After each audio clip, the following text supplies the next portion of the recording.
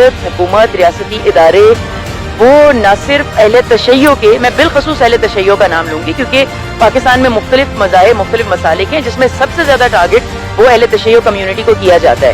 تو ریاست پاکستان, حکومت پاکستان, ہماری فوج, ہمارے ادارے, ہماری پولیس, ہر کوئی مکمل طور پر اہل تشیع کی حفاظت میں ناکام ہو چکی ہے. نہ صرف ناکام ہو چکی ہے, چلیں ناکامی تو ایک فیکٹر ہے جس میں ہم یہ کہہ سکتے ہیں کہ اہل نہیں ہے, اہلیت نہیں ہے, وسائل نہیں ہے, جو کہ بذات خود ایک بہت بڑا سوال ہے. میں ایک عام پاکستانی شیعہ ہوں اور ہر مہینے مجھے میری تنخواہ سے ٹیکس کاٹا جاتا ہے, وہ ٹیکس دفاع کے بجٹ میں ڈالا جاتا ہے. تو یہ بات بھی مانی نہیں جا سکتی کہ وسائل نہیں ہے یا اہلیت نہیں ہے. زیادہ جو بدقسمتی کی بات ہے اور زیادہ تعصب کی بات ہے وہ یہ ہے کہ نہ صرف یہ کہ یہ ہمیں تحفظ دینے میں ناکام ہو چکے ہیں, بلکہ ہماری اپنی ریاست, ہماری اپنی حکومت ہمارے ہی قاتلوں کو فیسیلیٹیٹ کر رہی ہے, ہمارے ہی قاتلوں کو سیکیورٹی فراہم کر رہی ہے, جس پہ ہمارا آج کا یہ جو احتجاج ہے یہ بھی اسی سوال کے لیے کہ آپ ایک تو ہمیں تحفظ نہیں دے سکتے تو آپ ہمارے آخر قاتلوں کو فیسیلیٹیٹ کیوں کرتے ہو. میں آپ کو چند مثالیں پیش کروں. ہمارے یہاں سے کچھ گز کے فاصلے پر لال مسجد موجود ہے. کل میں پشاور میں تھی اور معلوم پڑا کہ جو دہشت گرد تھا اس کا تعلق, اس کی جڑیں, اس کا ماسٹر مائنڈ بھی لال مسجد سے تعلق رکھتا ہے. لال مسجد کو چلانے والے مولوی عبدالرحمان کے اوپر اس وقت کم سے کم 60 FIR ہیں, 60.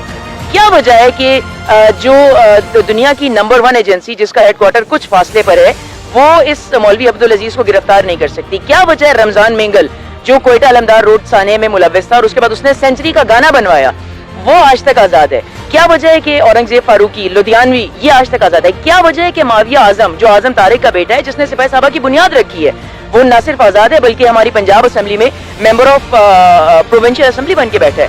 تو ہمارا آپ کے سوال کا جواب دینے کے لیے نہ صرف یہ کہ ریاست مکمل طور پر ہمارے تحفظ میں ناکام ہو چکی ہے, بلکہ ہماری ریاست, ہمارے ادارے بدقسمتی سے ہمارے قاتلوں کو فیسیلیٹیٹ کر رہے ہیں, ہمارے قاتلوں کو سیکیورٹی فراہم کر رہے ہیں, ہمارے قاتلوں کو پنپنے میں مدد دے رہے ہیں. اور اس کے علاوہ ہماری ریاست جو ایک شیعہ بغض ہے, جو اینٹی شیعہ سینٹیمنٹ ہے, یہ بالکل بنو امیہ والی ریاست ہے, بنو امیہ والی حکومت ہے جو ریاستی سطح پر شیعوں سے نفرت, شیعوں سے بغض, شیعوں سے عداوت کا جذبہ عوام میں پروان چڑھا رہی ہے. کبھی وہ ہمیں سنگل نیشنل کریکولم کے ذریعے سامنے نظر آتا ہے, کبھی ہمیں وہ شیعوں پر ناجائز FIR کی صورت میں نظر آتا ہے, کبھی ہمیں وہ دیگر عوامل کی صورت میں نظر آتا ہے.